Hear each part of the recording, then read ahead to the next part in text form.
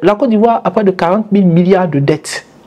Quand on dit qu'on ne veut pas de candidature fantaisiste, moi je me demande comment on peut considérer des dettes aussi fantaisistes, des comportements aussi fantaisistes, et s'autoriser soit à être candidat et refuser que des gens qui sont sérieux potentiellement, qui sont dans le corps de la nation, viennent faire valoir le... C'est comme ça qu'on a éliminé Mamadou Coulibaly en 2020.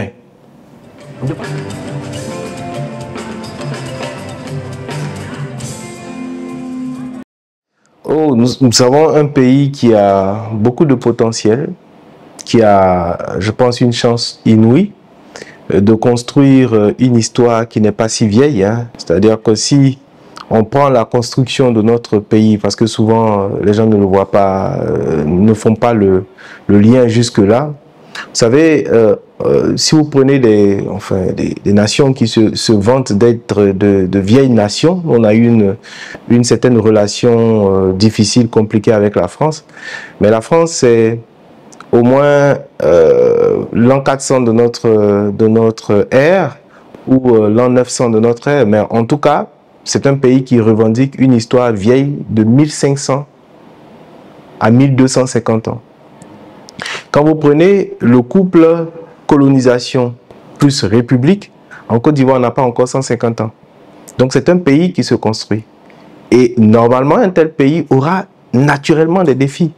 Et quand vous écoutez donc des gens dans la classe politique, même parmi l'élite intellectuelle, on n'a pas ce recul-là et qui fait que l'attitude à la fois des gouvernants et de certains membres de la classe politique en général, vous ne voyez pas beaucoup de prudence, vous ne voyez pas beaucoup de, comment dire ça, de recul, parce que précisément le pays est en construction.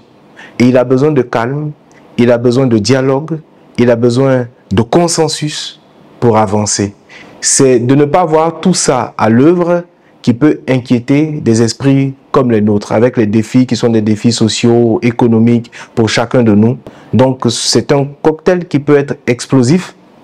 Et donc je prie, on n'en est pas encore aux solutions, je prie les uns et les autres chaque fois d'avoir ce recul-là pour nous permettre effectivement, pour nous éviter hein, des implosions, des conflits qui, à mon avis, ne nous font pas grandir et avancer. La question se pose, mais je veux dire, pour moi, la problématique de l'indépendance n'arrive pas tout de suite. Pour moi, le premier véritable problème, c'est celui de la proclamation républicaine. Vous voyez, le spectre politique est partagé, enfin si on voulait voir un clivage en Côte d'Ivoire, est partagé entre une forme de contentement par rapport à la situation que nous vivons, à la situation politique que nous vivons. Donc, il y a toute une partie donc, de la classe politique qui va se dire donc satisfaite, quoi qu'il y ait des choses à améliorer. Et puis, il y a une autre partie qui va revendiquer justement une forme de libération totale, ce qu'on appelait un souverainisme, si je peux ajouter, national. Mais je dis très souvent à cette partie de la classe politique qu'en fait, on n'a pas à régler prioritairement la question du souverainisme. On a à régler la question de la souveraineté populaire. Pour avoir mis le nez un peu dans la construction historique de la Côte d'Ivoire, je pense que la difficulté qui est la nôtre, c'est qu'en Côte d'Ivoire, le peuple n'est pas souverain. C'est ça le grand problème. Le vrai problème, c'est que le peuple de Côte d'Ivoire n'est pas souverain. C'est ça que nous devons régler. Donc, la difficulté ne me semble pas être celle de l'indépendance tout de suite. La difficulté me semble être celle de la souveraineté populaire. Et comme on va arriver aux questions électorales, c'est justement parce que le souverain n'est pas le peuple qu'on a tous ces problèmes-là quand l'élection arrive. Quand la configuration sociale nationale en Côte d'Ivoire va effectivement concéder le pouvoir au peuple, vous allez voir que ce type de problème-là va se régler. Et c'est le peuple lui-même qui va régler la question de l'indépendance. Parce que malheureusement, on pense que la question de l'indépendance doit être réglée par des leaders politiques. Non, c'est le peuple, c'est au peuple à régler la problématique de l'indépendance. Donc, premièrement, prioritairement, c'est la souveraineté populaire. Et c'est ce que dit la République. La République dit deux choses. Elle dit premièrement que les individus qui constituent la collectivité nationale, ces individus-là sont des citoyens. C'est ça la République. Dans une République, on n'est plus des sujets. On est des sujets sous une monarchie, mais dans la République, on est des citoyens. Ce qui est au-dessus de nous, c'est la loi. Et ça, la citoyenneté. Et deuxièmement, la souveraineté populaire. Deux choses. Citoyenneté, souveraineté populaire. Et je crois que ce qu'on doit régler, notre défi actuel, c'est effectivement de faire basculer, mais on pourrait me poser la question, est-ce que la souveraineté populaire, est-ce que ça s'octroie? Est-ce que ce n'est pas au peuple à aller le chercher? Bon, nous sommes là pour faire ce travail de pédagogie. J'ai dit tout à l'heure que la citoyenneté était justement un fait de droit. On est citoyen parce que, d'abord parce qu'il y a une égale équivalence entre d'un citoyen et un autre. Si nous sommes citoyens, ça veut dire que nous sommes équivalents, nous sommes égaux les uns par rapport aux autres, les uns vis-à-vis des autres. Et donc, notre égalité nous est conférée par la loi. Au-dessus de nous, il n'y a personne, il y a la loi. Et c'est la loi qui règle l'égalité parfaite entre nous. Mais si nous sommes, souvent pour répondre aux amis qui m'interrogent comme ça, je dis, si vous prenez notre constitution, vous écoutez par exemple dans le vocabulaire national ou dans le discours national, vous allez entendre les gens dire, le citoyen, il a des droits et des devoirs. Je dis non, il a plus de droits que de devoirs, le citoyen. Prenez la constitution. Tout ce qui concerne le citoyen dit qu'il a des droits. Pour l'État, il y a des devoirs. Le citoyen a des droits et l'État lui fournit, n'est-ce pas? L'État a le devoir de lui fournir donc l'accomplissement de ses droits. Donc, or, les droits là, personne ne vous les a donnés. Même en terre ivoirienne, c'est comme ça. Personne n'a jamais donné le droit de bon cœur à qui que ce soit. L'histoire de l'humanité est jalonnée, n'est-ce pas, de ces combats pour la conquête des droits. Et donc, les Ivoiriens qui croient, malheureusement, que justement des droits leur seront concédés, leur seront octroyés, se trompent. C'est à eux à récupérer ou à conquérir des droits, des fois, qui leur sont refusés pour telle ou telle raison. Donc, c'est une conquête, là encore, c'est une conquête citoyenne. Quand on a des citoyens là, on va chercher ces droits. Voilà, aujourd'hui, dans le contexte universel ou international, quand on travaille, on a un salaire, on a des congés payés, on a droit à la retraite.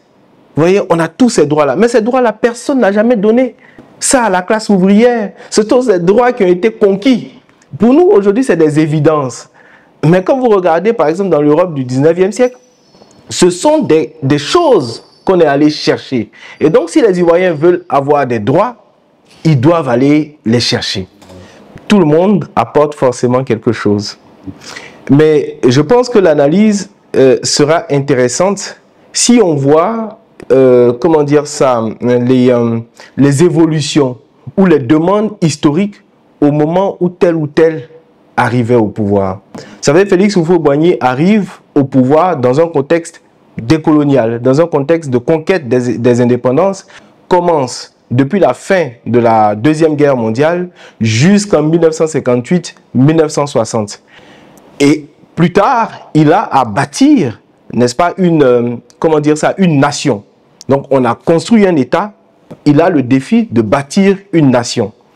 Les anciens expliquent que des droits, des avantages concédés aux anciens indigènes ivoiriens, parce que ça aussi, beaucoup dans le vocabulaire national, on ne l'entend pas assez. J'ai dit tout à l'heure que nous nous vantons d'être des citoyens, mais il faut bien comprendre que quand la Côte d'Ivoire se construit à partir des années 1880 jusqu'à 1893, où elle est décrétée colonie française, et par la suite jusqu'aux années 1940-1945, ceux qui sont les citoyens, ceux qui seront les citoyens, qui s'appellent ou qui se disent citoyens aujourd'hui, sont des indigènes, gérés par ce qu'on appelait le régime ou le code de l'indigénat, ce qui veut dire que ce ne sont pas des sujets de droit. C'est ça que l'indépendance est censée avoir réglé, pour faire basculer, pour faire passer l'ancien indigène à la condition de citoyen. J'ai l'impression, quand on écoute souvent les gens parler, qu'ils ne se rendent pas compte de cette évolution. Et c'est de cette évolution que nous sommes à la fois les héritiers, les témoins et les gardiens. Donc vous allez juger, je pense qu'on doit juger l'œuvre de Félix Houphouët-Boigny à l'aune de ce basculement. Et si on a basculé, ça veut dire que justement il y a une égalisation des droits pour tout le monde. Et je pense, l'analyse que je fais, et je suis même en train d'écrire à ce sujet, c'est que finalement, la communauté nationale n'a pas basculé dans cet état de citoyenneté. Et si vous écoutez finement l'accès ou l'arrivée au pouvoir de Laurent Gbagbo, il dit « Donnez-moi le pouvoir et je vous le rendrai ». J'ai à régler la question de cette égalisation de droits pour concéder au peuple ancien indigène, aujourd'hui citoyen, la souveraineté qui se lui appartient, la souveraineté populaire. Alors, on dit qu'en ce moment-là, il ne règle pas les défis économiques et sociaux. Je ne les trouve pas prioritaires dans ce contexte. Parce qu'on a à régler la question de l'émancipation d'un peuple. Je suis absolument convaincu, et ça, justement, c'est l'esprit de la nation qui le dit. La nation, on le dit, c'est un corps autonome. Et pour que la nation soit autonome, il faut que ses citoyens eux-mêmes se prennent en charge. Et je crois qu'on peut ranger deux dynamiques politiques. Je prendrai, puisque d'ailleurs, M. Alassane Ouattara dit qu'il est oufouettiste, donc il s'inscrit dans la tradition oufouessienne. Et puis, il y a une rupture qui est opérée avec justement, je peux l'appeler comme ça, puisque on n'a pas eu de gouvernance réelle. Quand on regarde des crises à l'intérieur, la parenthèse Laurent Gbagbo veut régler, elle, la question de la, je pense, j'espère, la question de la souveraineté populaire. Donc, je crois que si, pas qu'on élude ou qu'on évacue la question économique, ce qu'on appelle aujourd'hui le développement, ce on peut appeler aujourd'hui le progrès économique et social, ainsi de suite, si on ne regarde pas strictement cela et qu'on interroge la dynamique, la marche d'un peuple qui est en train de se construire, je crois qu'il y a deux moments. Et que ces deux moments-là, il ne faut pas les lire chronologiquement, simplement, purement. C'est-à-dire qu'on aurait 5 présidents qui se succèdent, mais je crois qu'il y a une demande, il y a un État. Et puis plus tard, il y a une demande. Entre effectivement une sorte de conservatisme, de collaboration aussi avec, vous savez, à l'époque, on a eu un parti progressiste en Côte d'Ivoire. Il n'était progressiste que parce qu'il estimait que le progrès occidental devait nourrir la pratique politique en Côte d'Ivoire. Il n'avait de progressisme que ça. Or, le progressisme, c'est un état donc d'avancée. C'est un état de correction, un état donc d'évolution d'une société qui n'a pas à stagner. Or, il y a le fait d'un conservatisme en Côte d'Ivoire. Il fait vraiment d'un conservatisme en Côte d'Ivoire et justement une ligue ou une ligne progressiste qui a été incarnée par les forces de gauche. Et moi, je pense que si on regarde ces 5 moments de notre histoire politique à travers les présidents de la République, c'est précisément ça qu'il faut voir. Et si on ne regarde pas ça, j'ai l'impression, j'ai vraiment le sentiment qu'on se perd ou qu'on se trompe. Non, je pense qu'il y a une erreur que nos présidents commettent. Ils veulent rentrer ou rester dans l'histoire. Ils veulent rentrer ou rester dans l'histoire. Et à mon avis, ils s'y prennent de la mauvaise des manières. C'est-à-dire que ce que j'appelle, enfin, je peux mobiliser ce vocable-là, ce que j'appelle la politique du lapidaire. Donc dans lapidaire, il y a la pierre. La politique de la pierre ne permet pas à un peuple d'avancer. Félix Houphouët-Boigny a fait plus, je crois, je pense que le RHDP me le concédera, a fait plus que ce que le RHDP réalise, ce que le président Alassane Ouattara réalise. Mais il n'était même pas encore couché que la Côte d'Ivoire qu'il avait construite, qu'il pensait avoir mise au firmament du progrès, se délitait, se décomposait et que son œuvre justement périclitait. Et à partir de là, nous avons connu 30 ans de crise. Vous voyez, ça enseigne un leader, ça enseigne un gestionnaire de l'État. Pour dire, ce que j'ai à construire, c'est une nation qui progresse, c'est une nation qui avance. Or, tous les signes que nous voyons montrent que l'après Ouattara ne sera pas heureux. Tous les signes le montrent.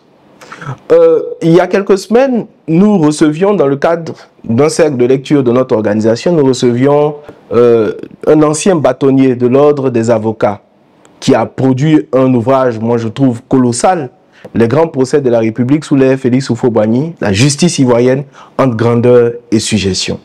Il note dans cet ouvrage-là un état de permanence dans la gestion de la chose judiciaire, depuis la colonisation jusqu'aujourd'hui, qui montre que les juges sont à la remorque du pouvoir exécutif pour faire tout sauf rendre la justice. Est-ce que ça a changé? Non. Je note également que dans la gouvernance actuelle, alors qu'on prétend que, disons, la décentralisation serait un fait marquant, effectivement, de la, disons, de la rétrocession de ce qu'on appelle la subsidiarité. La subsidiarité, c'est un principe libéral qui veut que ceux qui sont au plus proche des problèmes soient ceux-là même qui les règlent. Et donc, dans la décentralisation, il y a le principe de subsidiarité. La Côte d'Ivoire, c'est pas le Mali, un pays vaste, c'est pas le Congo, un pays très vaste. Mais c'est quand même 322 000 km². Donc, un individu au plateau ne peut jamais prétendre régler tous les problèmes de la nation.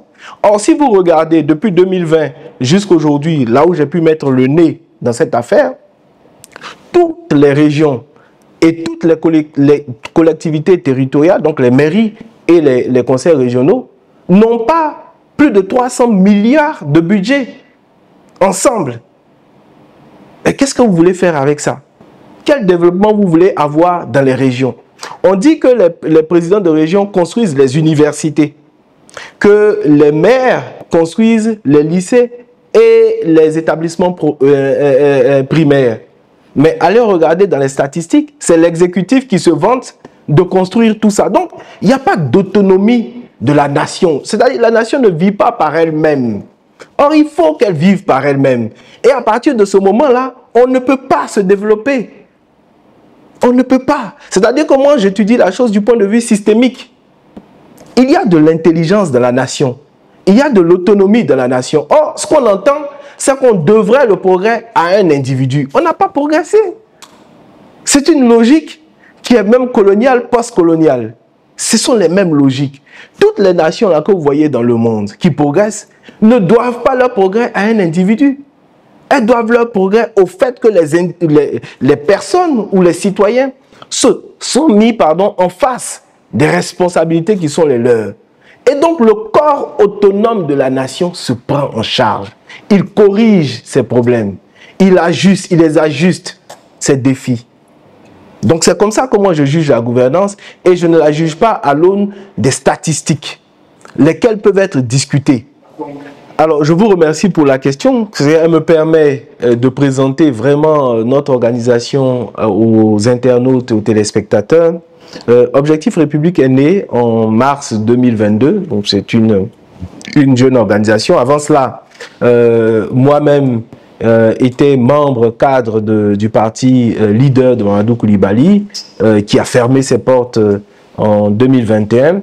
Et en regardant vraiment dans la pratique, en reprenant justement toute la littérature qui a accompagné notre ancienne organisation politique, notamment Leader.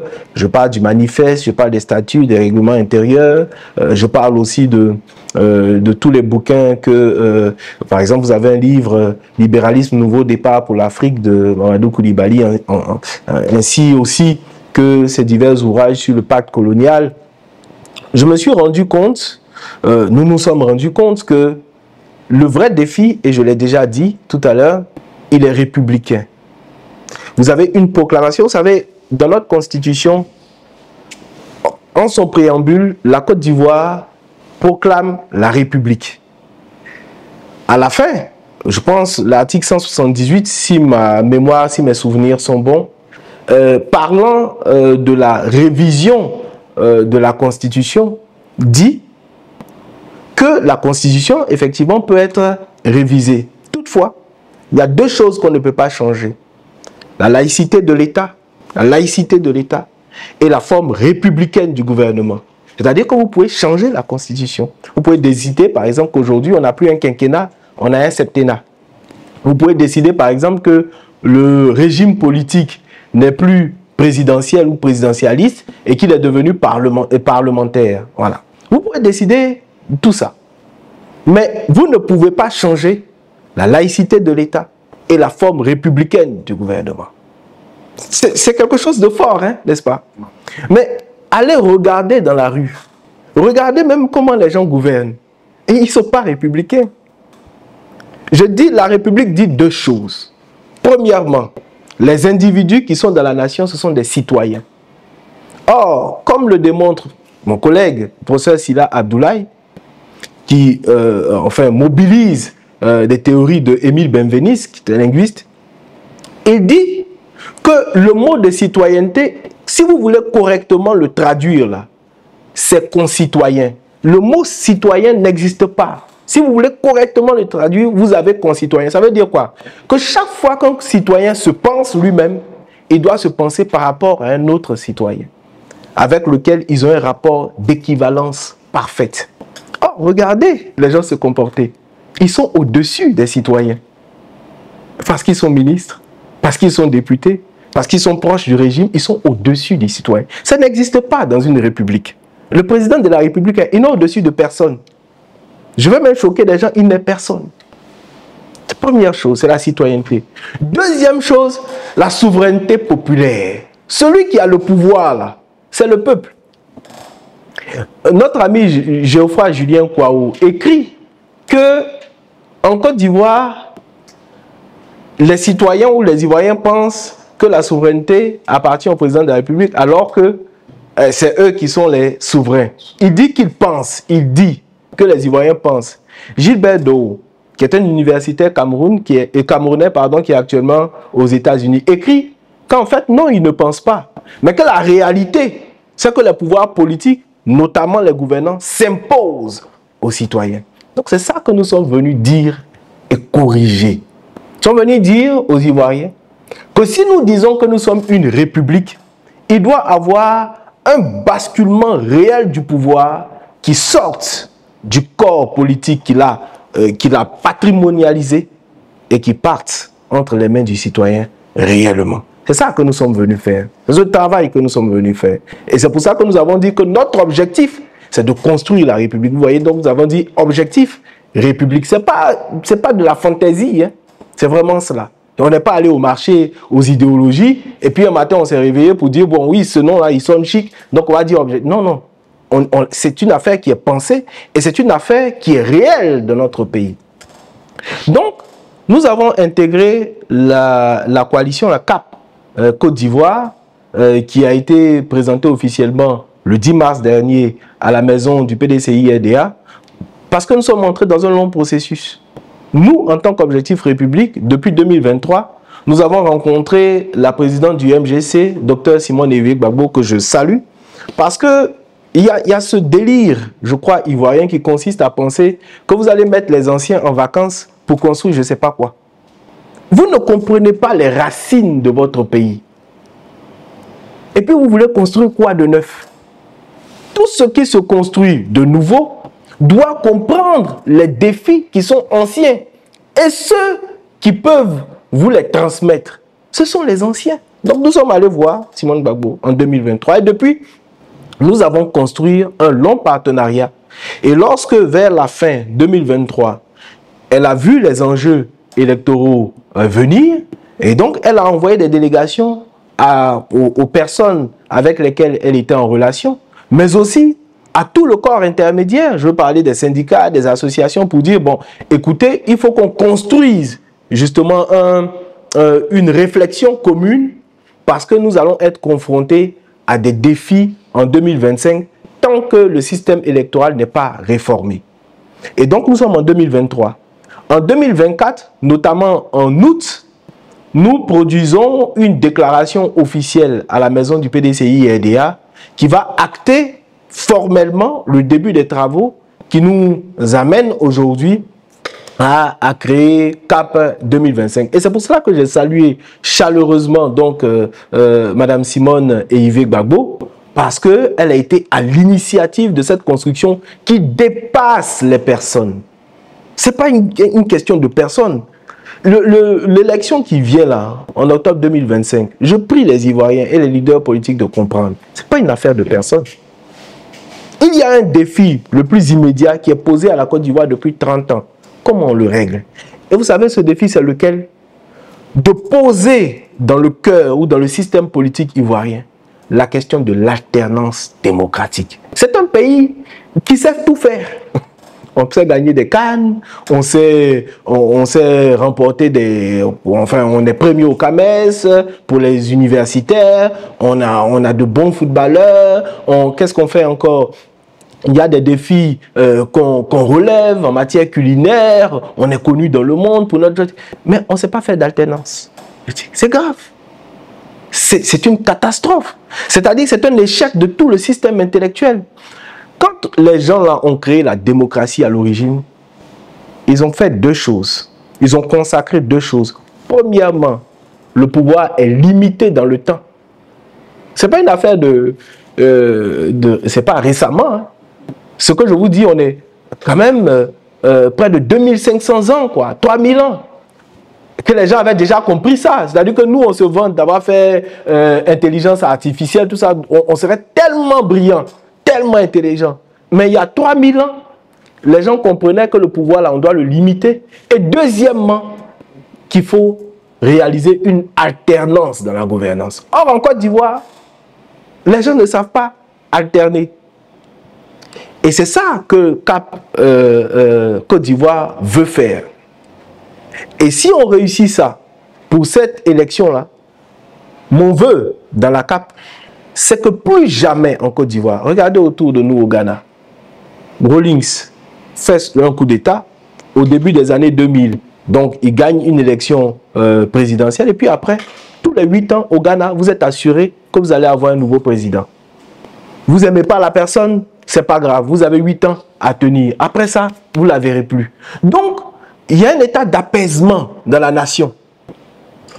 Il y a un état d'apaisement dans la nation. Et c'est l'objectif de notre affaire, de CAP que nous venons de créer, c'est vraiment, je l'espère, en tout cas ça a été écrit comme ça dans la charte, c'est de consacrer cette alternance-là démocratique. Ah, ça c'est une très belle question. C'est une très belle question. Alors, normalement, vous êtes obligé d'être solidaire dans le groupe quand vous l'intégrez. Voilà. Et donc la question, je dis qu'elle est belle parce qu'elle est difficile. Elle est belle parce qu'elle est difficile. Non, je pense que l'avantage qu'on a, vous voyez qu'il y a des efforts de construction d'autres coalitions. Je pense que les difficultés qu'il va y avoir, c'est que ce sont des initiatives naissantes. Alors que l'initiative de CAP Côte d'Ivoire est relativement ancienne. Donc on a eu le temps de faire des réunions, on a le temps de savoir qui parle pas, quels sont nos meilleurs représentants, quelles sont les forces des uns et des autres. Et puis donc, on arrive quand même à avancer. C'est vrai qu'on n'est pas au niveau qu'on souhaiterait. C'est un moteur diesel, donc il va demander du temps et puis après ça va aller vite. Mais je suis assez satisfait quand même pour l'instant de ce que je vois et j'entends. Je vais vous dire pourquoi. Moi j'ai été un leader, comme je l'ai dit, et puis on vient de créer la Objectif République. Dans un contexte ancien, je n'aurais même pas voix au chapitre. Je ne pourrais même pas, alors que je peux vous dire, des gens de mon âge et moins âgés que moi peuvent parler, peuvent faire des propositions et ils sont entendus. Simone Gbagbo, Tidjane Thiam, Daniel Boni-Clavry, Éric Taillé, mon adorable aîné, Charles Blé Goudé, Afi Nguessan, toutes ces personnes sont à l'écoute. Et je le dis honnêtement, je le dis sincèrement. Ce qui me motive dans ce que je vois, c'est qu'on peut, même avec des aînés, souffler des idées. Souffler des idées. Et si cette dynamique reste, et que justement le sort se détermine en notre faveur, et qu'un jour l'alternance se fait de ce côté-là, l'une des choses que je pense, ça peut évoluer, j'en sais rien, qu'on aura gagné, c'est d'avoir en face de nous des gens à qui on peut souffler des idées. Pas moi spécifiquement, mais des jeunes. Mais le corps de la nation peut parler à ces élites. Pardonnez-moi de le dire, je ne fais pas de fixation. Mais même les journalistes, ils vous disent, dans la gouvernance actuelle, quand le chef de l'État veut s'exprimer, il ne parle même pas aux journalistes ivoiriens. Il ne leur parle pas. Il les prend de haut. Vous comprenez? Donc, vous êtes convaincu d'une chose, c'est que vous ne pouvez même pas parler à votre président de la République. Là, le porte-parole du gouvernement, qu'est-ce qu'il vient de dire? Ah oui, on a déjà fait phase 5 de dialogue politique. Tout, pardon de le dire, mais vraiment, il faut lire quoi. Il faut aller ouvrir des livres, il faut regarder. Les Français là, ils commencent les états généraux. En France, vous avez 3 ordres à l'époque. Vous avez la noblesse, vous avez le clergé, et puis vous avez ce qu'on appelle le tiers-état. Donc la nation est constituée de ces 3 ordres. Vous étiez sous une monarchie absolue au XIVe siècle. Et malgré ça, on a initié des états généraux qui se sont perpétués de 1300 jusqu'à 1789.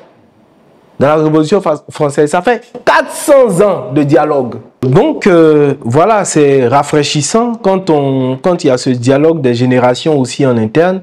Ça permet effectivement ça rassure sur ce que pourrait être la gouvernance demain. Et bon, quand la campagne va arriver, on verra, on saura les mots à employer pour convertir nos concitoyens justement à la cause des candidats ou du candidat de Cap Côte d'Ivoire. Nous avons un secrétaire général. J'ai l'honneur donc de diriger en tant que secrétaire général le mouvement. Voilà, c'est la plus haute instance du mouvement. Ah, on me l'a proposé récemment, mais non, on apprend et la position qui est la nôtre est intéressante. Je profite de cette question-là pour remercier très sincèrement nos aînés, Dr Simone et Yves Gbagbo, Monsieur Eric Kaye, Monsieur Ezalé Philippe du PDCI RDA, le grand frère Charles Blé-Goudé, qui est très souvent dans les réunions mon voisin et qui a toujours le mot pour rire quand les aînés sont dans des grands développements. Il y a toujours le mot pour faire rire, pour faire sourire. En tout cas, je les remercie. Et nous sommes à l'école. Hein, le moment viendra, mais pour l'instant, nous sommes à l'école. Alors, on a eu au sortir des années 90, donc à partir de 90 déjà, le FPI a commencé à contester l'organisation de l'élection par le ministère de l'Intérieur. En 95, il y a eu le boycott actif. Il était plus ou moins acquis qu'on ne pourrait plus continuer dans cette direction. En 2000, on a donc réformé le système électoral en créant un organe dédié, la Commission nationale électorale. Donc en 2000 déjà. Après référendum, ça a été institué. La CNE là, a été donc révisée en 2005, donc on est passé à la CEI. Et déjà là, il y avait le problème qu'on a aujourd'hui, c'est que c'était un organe dans lequel les partis politiques et les organisations politiques, puisqu'on a ajouté les forces nouvelles, pensaient aller se neutraliser. Vous aviez quand même 31 membres dans la série, ce qui est affolant quand vous regardez ce qui se passe au Ghana de longue date, ce qui se passe au Sénégal où les organes électoraux comptent 6-7 membres, pas plus. Vous voyez, nous avons un organe électoral à cette époque-là de 31 membres. Qu'est-ce que vous voulez faire avec 31 membres dans un organe électoral, surtout quand les gens se détestent cordialement? Et il y a eu la réforme de 2014 et puis à la suite d'un arrêt de la Cour africaine des droits de l'homme et des peuples en 2019, il y a eu la dernière réforme qui a mis dans l'organe central, qui a décidé de mettre dans l'organe central 15 membres. Et les 15 membres, donc société civile, magistrature, représentants du président de la République, représentants du ministre de l'administration du territoire. Et puis on était censé avoir 3 membres de l'opposition, 3 membres du pouvoir, ce qui faisait 15 membres. Aujourd'hui, la CEI est composée de 18 membres. Il y a des accords en dehors de la loi qui augmentent encore à près de 20 personnes, donc de 18. Vous savez, il faut, et je l'ai dit, moi je dis, chaque fois que je prends la parole, j'essaie de faire en sorte qu'il y ait un fil conducteur dans ce que je dis. Je dis que les partis politiques, surtout les grands partis politiques, surtout qu'ils appartiennent à une catégorie sociale qu'on peut identifier depuis la colonisation là-bas jusqu'à aujourd'hui, qui pensent que le pays là leur appartient. C'est le système c'est comme ça que les gens la pensent. Et donc ces catégories sociales-là se sont organisées autour de forces politiques et qui engagent des luttes de pouvoir. Et c'est parce que les gens réfléchissent comme ça que la CEI est comme vous la voyez. Le jour où le citoyen va s'en mêler, nous aurons une commission électorale citoyenne qui va faire un travail citoyen pour départager les candidats à la gouvernance. Et c'est ça qu'on doit faire demain. C'est ça qu'on doit faire. L'organe électoral tel qu'il est monté, tel qu'il est pensé, tel qu'il est organisé, ne nous mènera que de catastrophe en catastrophe. C'est une certitude absolue, c'est écrit. Il faut en sortir. Nous avons de bons exemples. Vous, Actu People, vous êtes des journalistes. Moi, je vous invite un jour à faire un tour au Ghana. Vous interrogez le président ou la présidente de l'organe électoral du Ghana. Vous allez au Sénégal, vous l'interrogez. Comment ça se passe chez vous? Quand vous n'êtes pas des Martiens et qu'en plus vous êtes des Africains, peut-être qu'on va regarder et voir l'organisation du système. On est toujours en train de partir en France, aux États-Unis, mais on a des exemples vertueux devant nous. Il faut s'en inspirer. Les citoyens organisent l'élection, ils donnent les résultats et tout le monde est apaisé, est sûr que son vote sera pris en compte. Il faut qu'on regarde dans cette direction.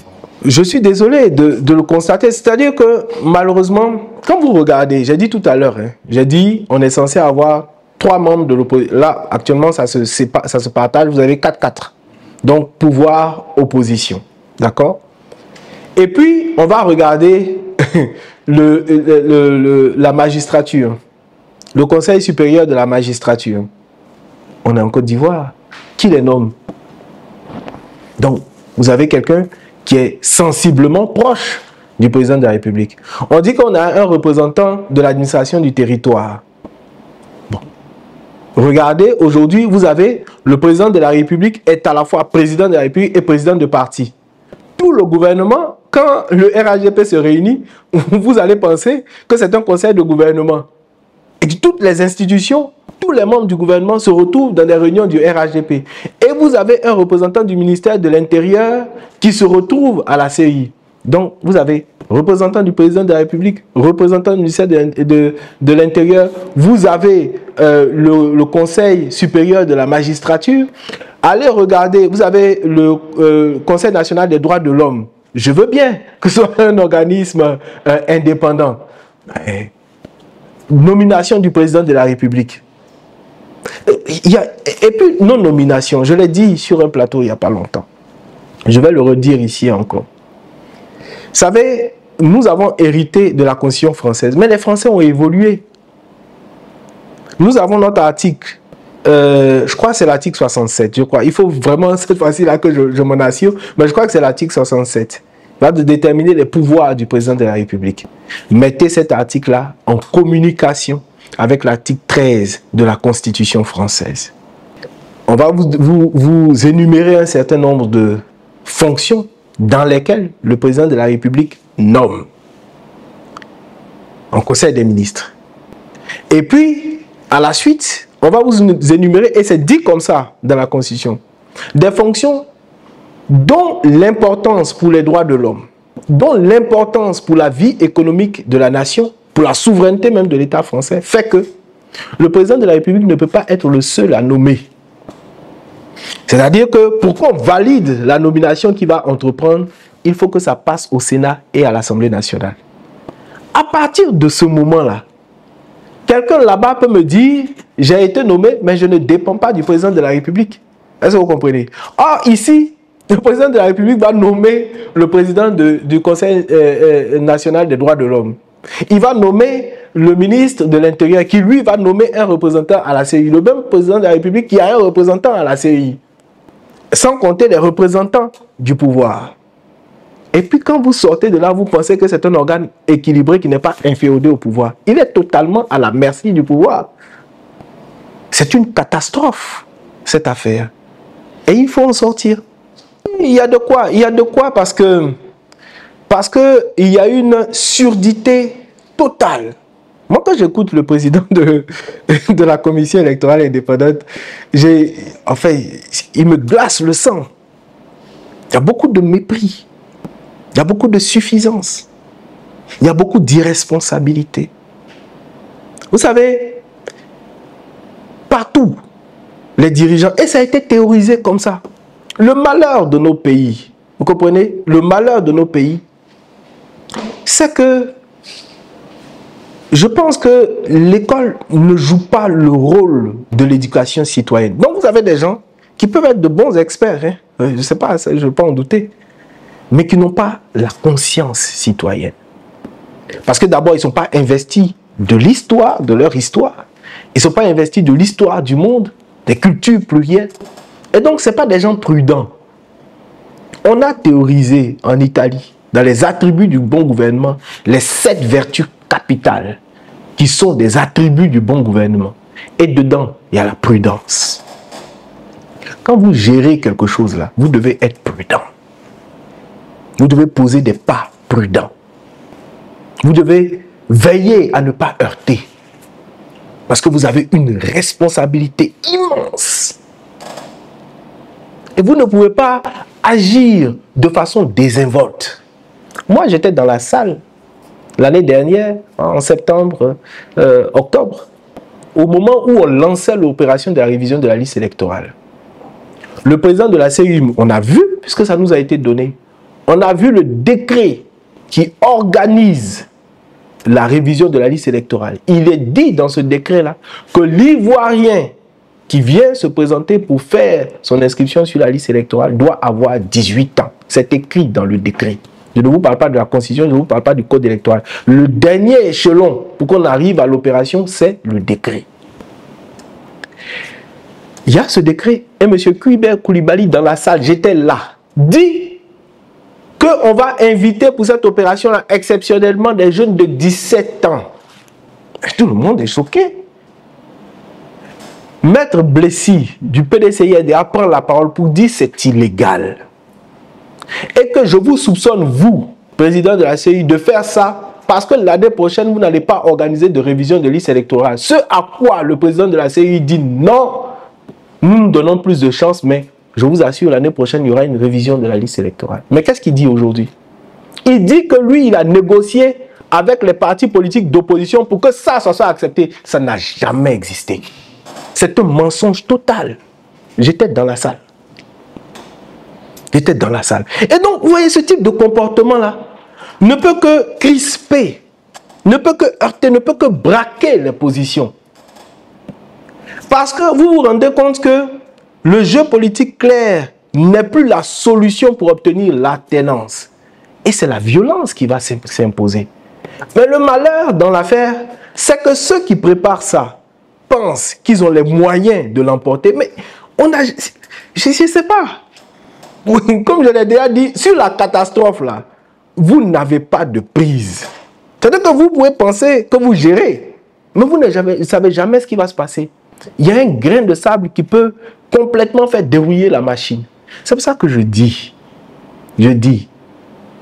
armé, le seul pouvoir que j'ai, je vous ai dit tout à l'heure, je suis citoyen. C'est pour ça que je parle librement comme je parle, parce que je suis un citoyen.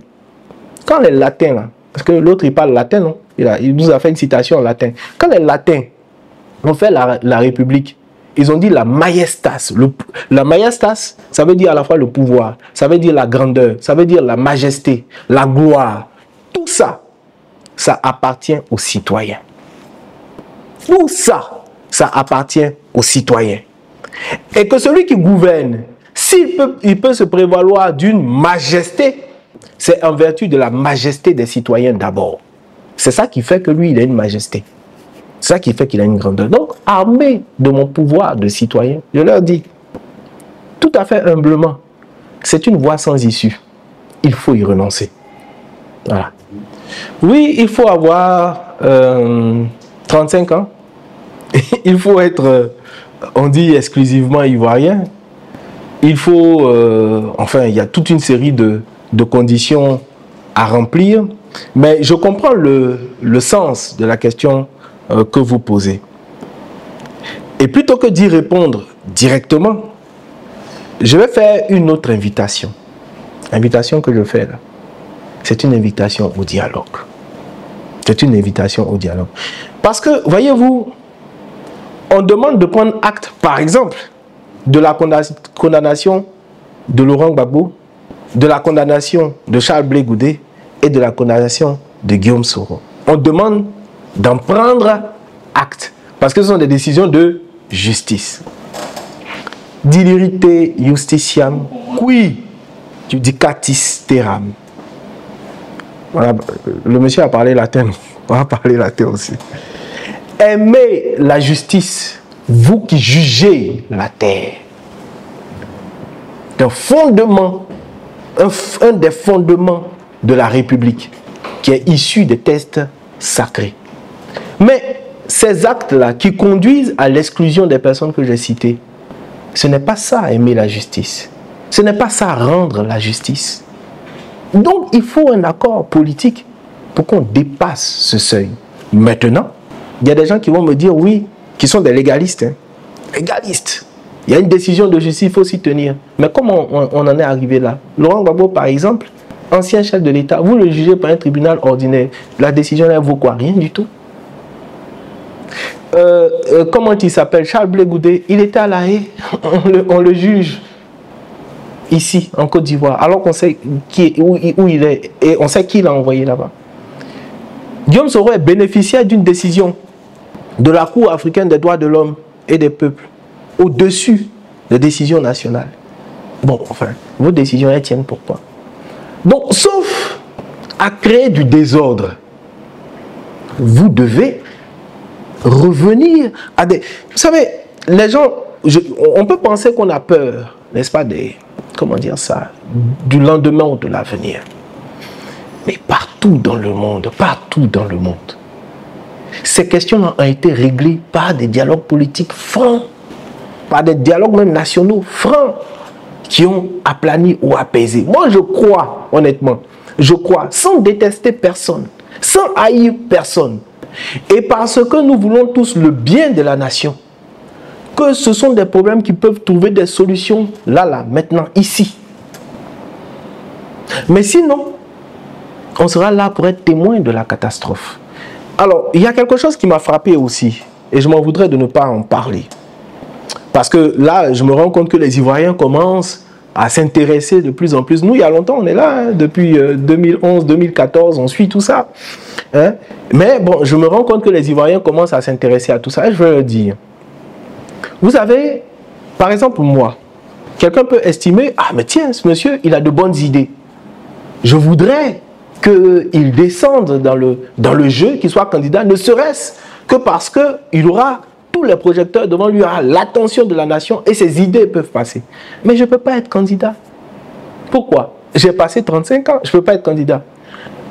Parce que M. Ouattara, en 2020, en plein Covid, profitant d'une loi d'habilitation qu'il a détournée à son profit, va écrire un code électoral seul, alors que le code électoral de 2000 avait été voté par référendum. C'est pas le plus grave. C'est grave, hein, mais c'est pas le plus grave. Le plus grave, c'est quelle est la nature des réformes. M. Ouattara décide seul. Alors que l'évolution de l'histoire, parce que quand on fait les réformes, là, c'est l'histoire qui le demande. C'est parce qu'on a vu des choses qu'on dit, bon, ça, il faut corriger.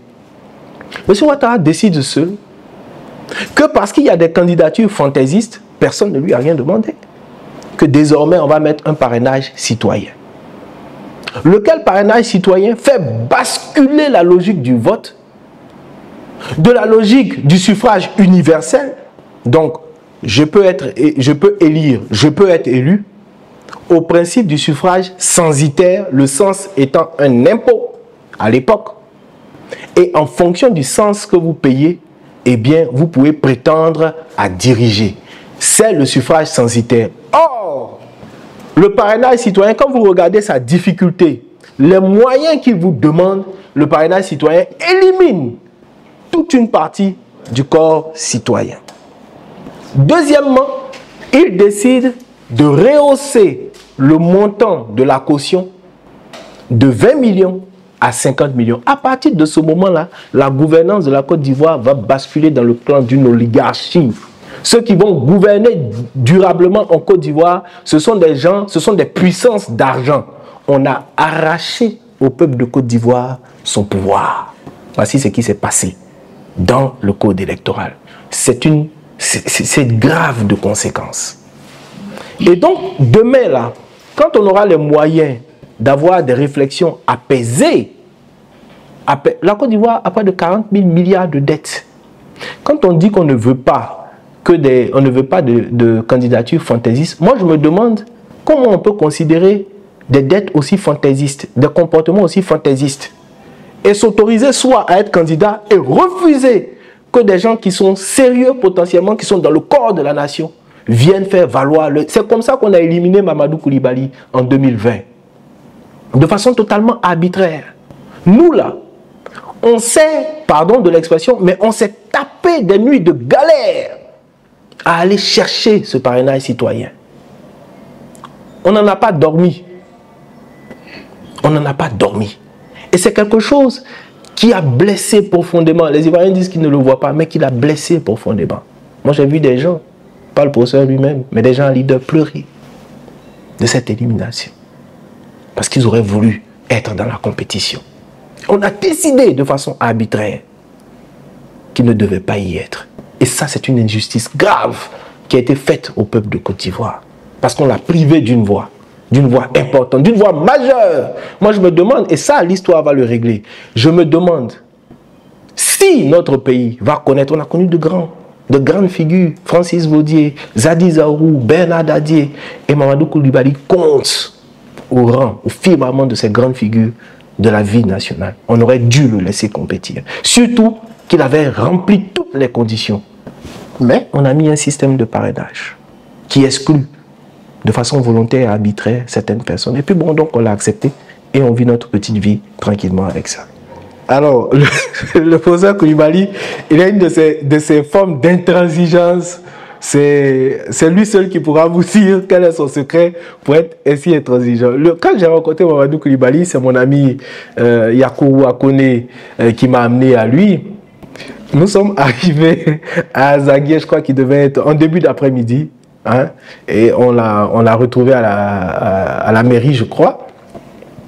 Et nous avons commencé des échanges avec le professeur Mamadou Koulibaly, je crois. Il devait être 13h.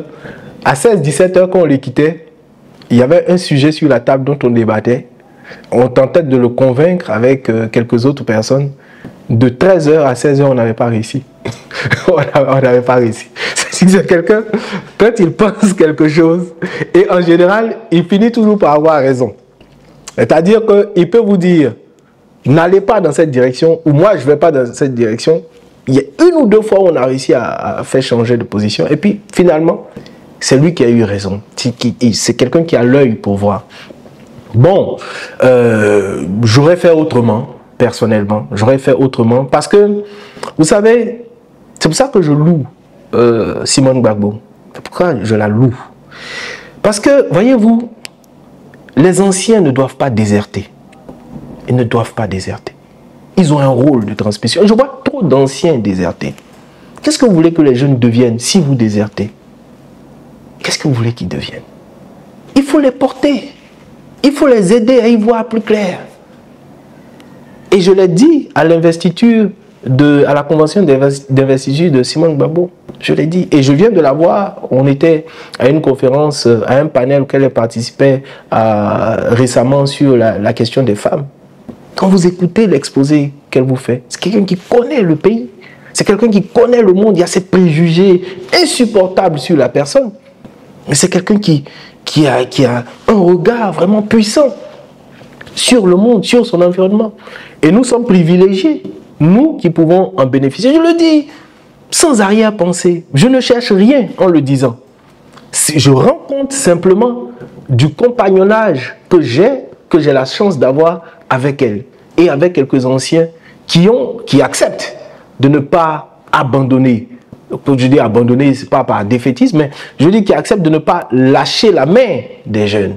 Il y a un devoir de transmission intergénérationnelle qui fait que même si on n'a pas réussi aujourd'hui, voilà, je fais la politique aujourd'hui, mais vous me demandez est-ce que tu vas être président de la République, je n'y pense même pas un seul instant. C'est pas mon...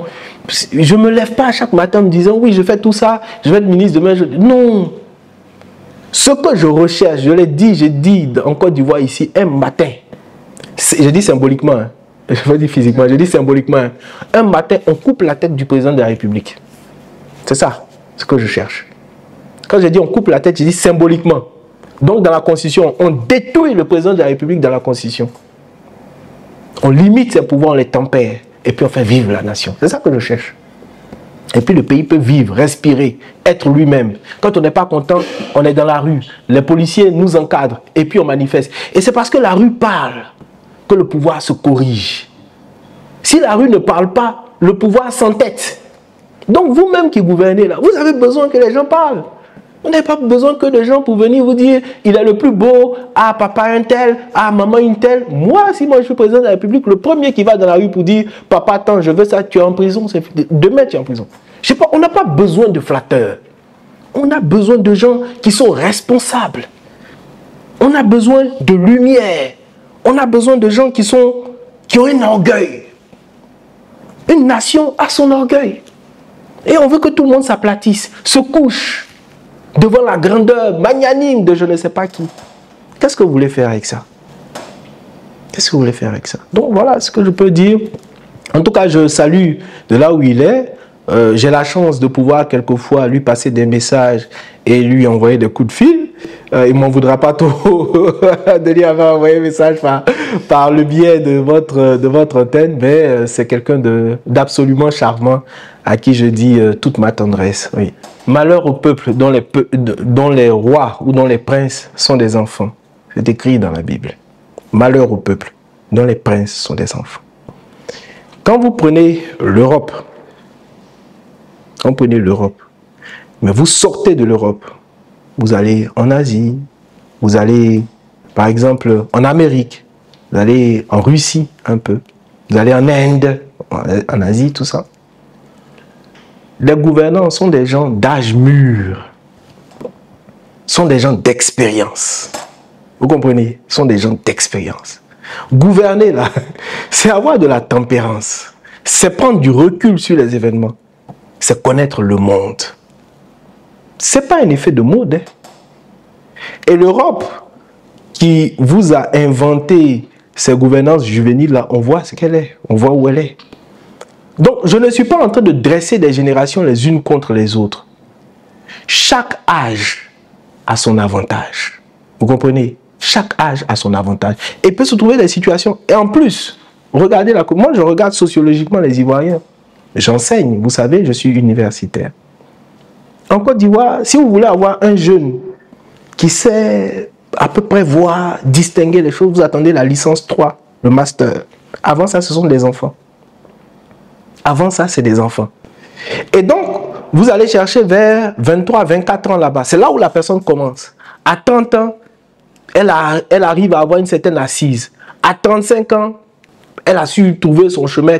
À 40 ans, oui, vous avez des gens. Surtout, quand ce sont des gens qui lisent, quand c'est des gens à la télé qui... Regardez l'état de notre espace public. Notre télévision montre quoi? Sur Internet, vous avez quoi? Et c'est avec ça que vous voulez que des gamins viennent diriger. Mais il y a quelque chose qui ne va pas. Donc, les gens doivent... Vous faites des conférences. Vous invitez des gens à des conférences. Ils trouvent que c'est ringard. Ils ne vont pas là-bas. Et quand vous posez... Parce qu'il y a des poncifs comme ça qui circulent dans la ville. Quand quelqu'un a entendu une phrase, ça se répète. Quelqu'un a chanté, les vieilles personnes vous dégagez. Et puis bon, dans la rue, tout le monde a pris, on dégage partout, c'est du dégagisme. Ça n'a aucun sens. Ça ne veut rien dire, ça. Il faut lire, il faut s'asseoir, il faut se former, il faut regarder le monde. Il faut avoir le regard grave, dur, sévère, pour penser un jour gouverner. Ce ne sont pas des effets de mode. Avec le monde qui est violent comme il est aujourd'hui, qui est dangereux comme il est aujourd'hui, vous allez mettre au pouvoir des gens qui n'y connaissent rien. Mais ceux mêmes qui parlent, ceux mêmes qui disent ça, mais on ne les voit pas dans les partis politiques. Quel financement? Ils ont déjà mis 5 francs dans un parti pour dire qu'il faut... Ils se sont intéressés comment à la gouvernance? Alors tout à l'heure je disais, on va basculer dans le régime, par exemple, parlementaire. Mais si on bascule dans le régime parlementaire, comme ça se fait en Angleterre, ça veut dire que si vous devez être ministre, c'est que vous êtes député. Mais pour être député, il faut que vous soyez dans la politique. Mais demandez aux Ivoiriens s'ils ont envie de faire la politique, les jeunes là. Demandez-leur. Si vous devez être ministre, c'est que vous êtes député. Or, le député est élu. Vous ne vous intéressez pas au monde qui vous entoure. Quand on vous cherche, vous dites j'ai des diplômes, je veux être ministre ou je veux être président. Ça n'a rien à voir avec les diplômes. C'est de descendre dans la rue. C'est de comprendre, de s'approprier les problèmes de son temps.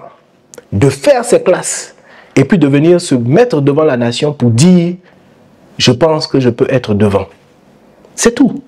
Ce n'est pas une question d'âge. Il y a deux anecdotes que je vais vous répondre, vous raconter pour... le professeur Mamadou Coulibaly, c'est quelqu'un d'apaisé. Quand, par exemple, Mme Simone Gbagbo est sortie de prison, quand le président Laurent Gbagbo est rentré de La Haye et quand d'autres sont venus, je sais qu'il a émis le souhait, je ne sais pas si ça s'est fait, mais je pense que ça s'est fait, de les rencontrer, mais toujours hors caméra. Toujours hors caméra. Jamais voulu que ce soit filmé, ni quoi que ce soit. Première chose. Deuxième chose, je me souviens qu'un jour, nous étions allés à un meeting. Je crois que c'était à Port-Boué. Puis il y a un jeune monsieur là qui avait posé une telle question. Et Mamadou Coulibaly a répondu, nous sommes sortis de la crise de 2011 divisés. Nous nous sommes dit des méchancetés. Nous nous sommes même fait à faire des méchancetés. On a eu le temps de voir tout ça. Aujourd'hui, je souhaite que ça soit laissé derrière nous et que nous ayons des relations apaisées les uns et les autres. Et il a demandé au monsieur, je vous demande la permission de ne pas répondre à la question que vous posez et que donc, comme je suis venu pour vous parler de mon programme et tout, qu'on ne fasse que traiter cela et qu'on n'aille pas sur des considérations autres. Donc je sais que c'est quelqu'un qui... Il pense ce qu'il pense, mais c'est quelqu'un qui aujourd'hui cherche l'apaisement. Et est-ce qu'il va revenir? J'en sais rien. Mais il y a une leçon dans son attitude, malgré les déceptions qu'on peut avoir, il y a une leçon qu'on doit retenir.